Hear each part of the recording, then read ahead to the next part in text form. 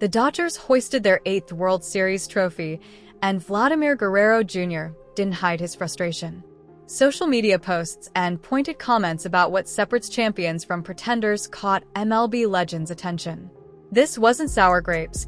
It was a declaration from a 25-year-old entering the most critical offseason of his career, with a potential $400 million decision looming and Toronto's championship window rapidly closing. Guerrero slashed .323/.396/.544 with 30 homers and 103 RBI in 2024, posting a .941 OPS, 5th in AL. His 162 OPS plus meant he was 62% better than league average. But the Blue Jays finished 83-79, 9 games back of the wild card.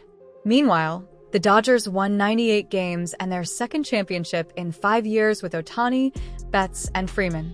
Within hours of LA's victory, Vlad Jr. posted workout footage emphasizing unfinished business. Derek Jeter noted Guerrero's response shows the mentality of someone who understands his window. Pedro Martinez added that Vlad Sr. never won a World Series.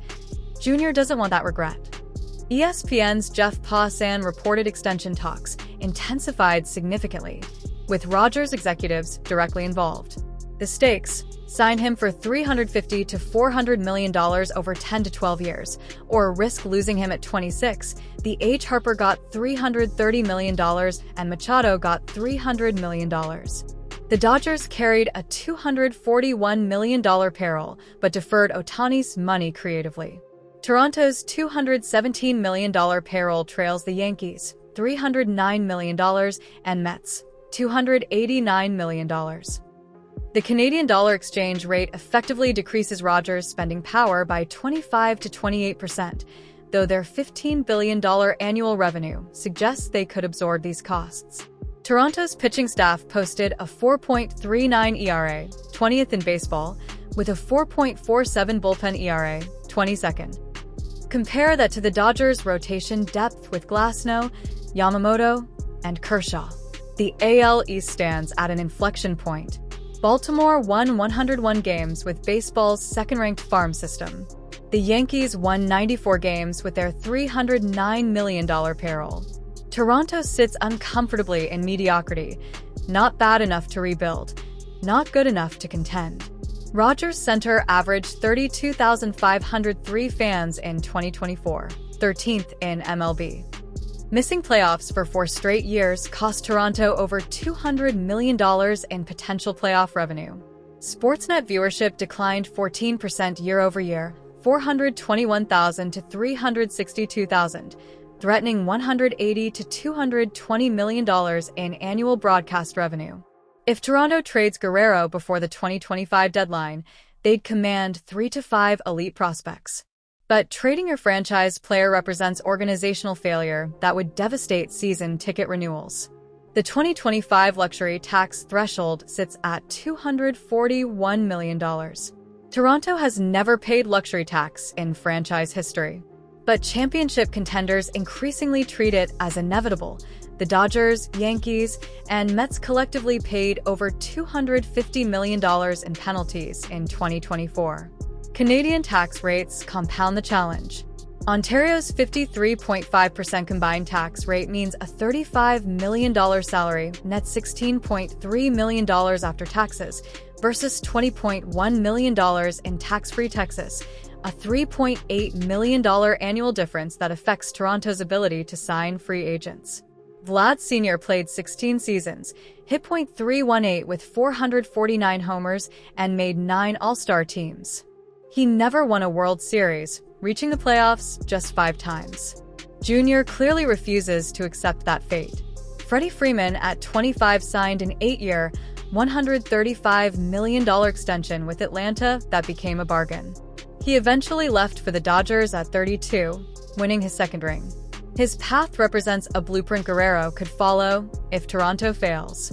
Toronto's championship drought now spans 31 years since 1992-93. Roy Halladay never made playoffs with Toronto despite Cy Young dominance, then immediately reached the NLCS with Philadelphia after being traded. Contract comps: Juan Soto got $765 million from the Mets. Rafael Devers got $331 million from Boston. Guerrero's camp will point to Devers as the minimum baseline, likely pushing for $360 to $400 million over 10 to 12 years. Toronto's largest deal ever remains George Springer's $150 million. Their reluctance to commit massive money reflects corporate conservatism and awareness of exchange rate disadvantages. Rogers operates as a publicly traded corporation where baseball represents just 3% of total revenue. Corporate governance means decisions flow through committees evaluating capital allocation across divisions, unlike privately held Yankees or individually owned teams.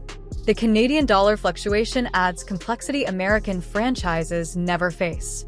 A $35 million AAV contract costs an extra $3.5 million CAD annually when exchange rates drop from 80 cents to 72 cents.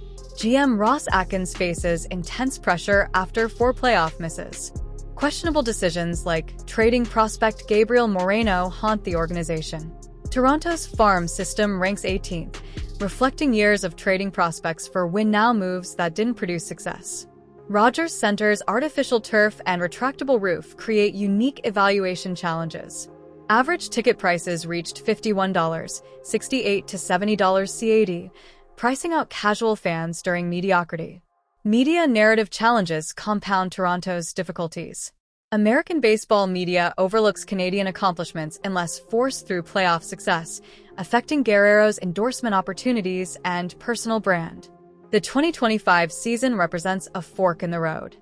Fangraphs projects Toronto with 32.4% playoff odds with their current roster, jumping to 48 to 52% if they sign Guerrero and add 2 quality starters.